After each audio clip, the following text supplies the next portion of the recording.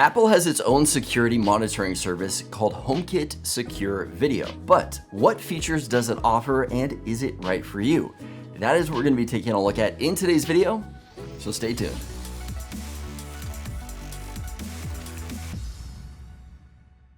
Hey everybody, welcome back to another video. My name is Steve from the YouTube channel Steve Does, and I want to thank you for joining me here at reviews.org.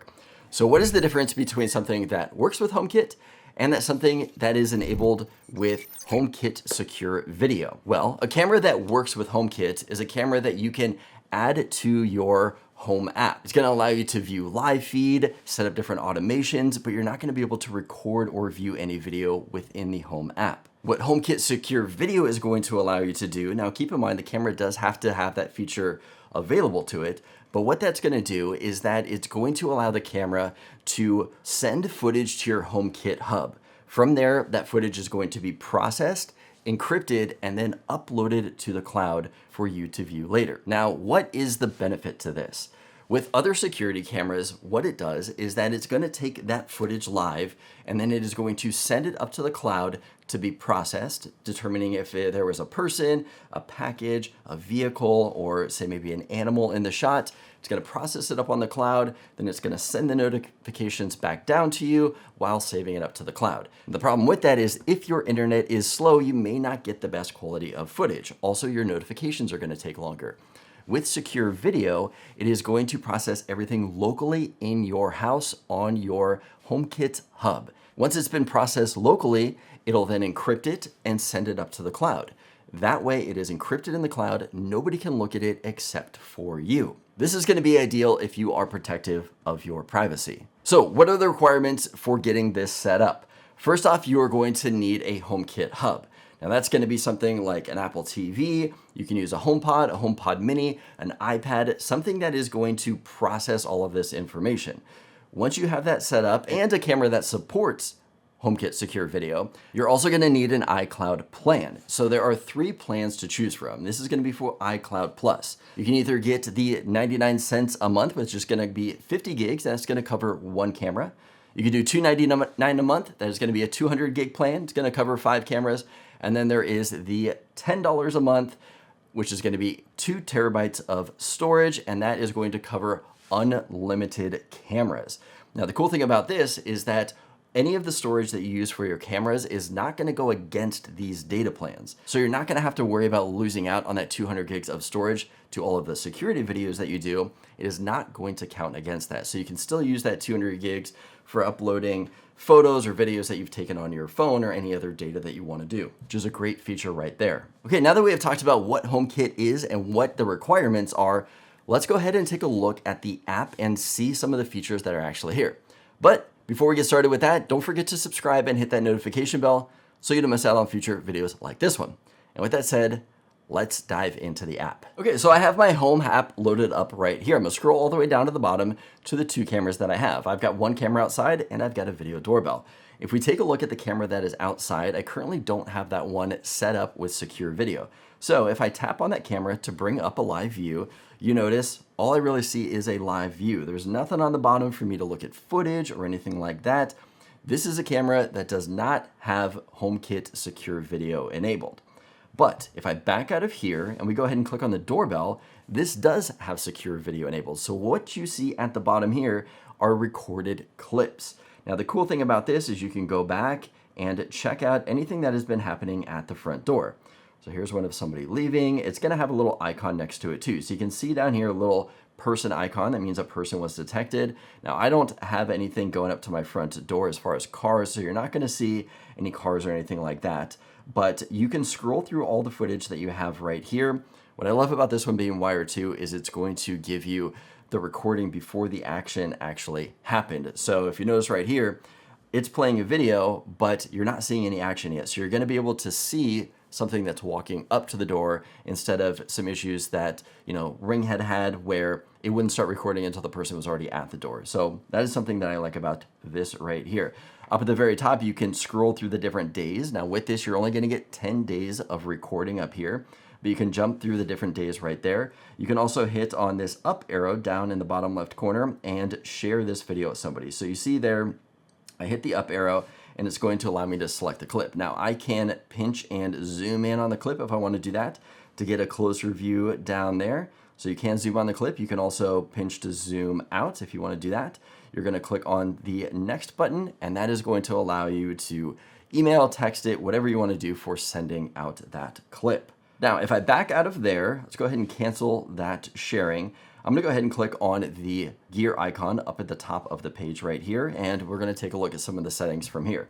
So like with normally setting up a camera, we've got different accessories. These are going to be ways for you to automate. So on the video doorbell, I've got one for a light sensor, and I've also got one for a motion sensor. Depending on the camera that you have, you may have different options here. Backing out of there, we can also set up different notifications. So we've got allow snapshots in your notifications, status change notifications, notify when the camera goes offline, and then we've got options down here for notifying on this iPhone. So I turned it off right there, turning it back on. You can set up your different notifications for certain times of the day if you want to do that. I'm going to leave it for any time right here, close that, and then I can also have it for, say, different people. So when I'm home, when I'm not home, and that is going to use the geofencing from this phone to let you know if you are home or not home. We've also got doorbell notifications. That's going to be specific to a doorbell, activity notifications. So those are the different notifications you're going to be able to get through here. We've got things like door chimes because this is a doorbell. Now here are our recording options. So you've got options for something when you are home and when you're not home. So you can either turn off your recording, you can have it detect activity, you can stream, or you can stream and allow recording. So make sure that you go ahead and make the change in here to allow recording. So that way it is going to be recording up to your iCloud and processing on your local hub. We can also set up different activity zones. So right here, I can set up an activity zone that says, I want somebody who is going to be walking in this area right here. I can move it around if I want. I'm going to tap to select, and we can move this in different locations to get the angle that we want for somebody walking, up to my front door. I'm going to click done on that.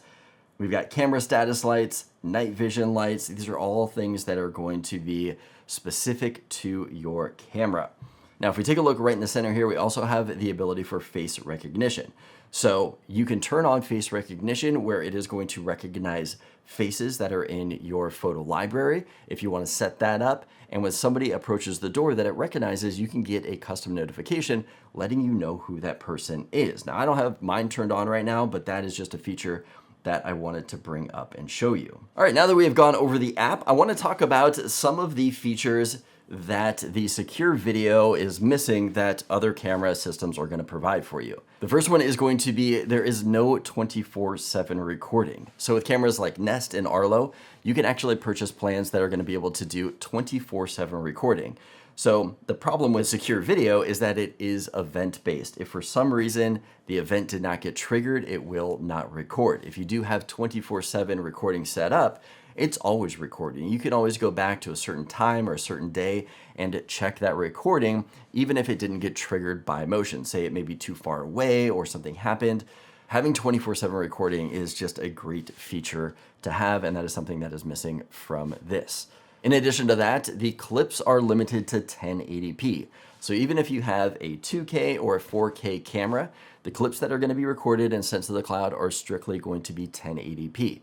This is really going to matter if you want to get a close-up or zoom in on a license plate. Other than that, 1080p is going to be fine. It's really going to affect you if you want to zoom in and, either get some clarity on a face or a license plate. So that's kind of a bummer right there. Next up is that there are only 10 days of event-based recording. If you go with some of these other companies out there, you're going to get 30 days of event-based recording, even up to 60 days of event-based recording. So you can always go back later and take a look at something that you might have missed or found out about. Now, with the 10 days that you're getting on this one, and like with every service plan, you can always go and download the clip. So you can download it to your phone and save it there.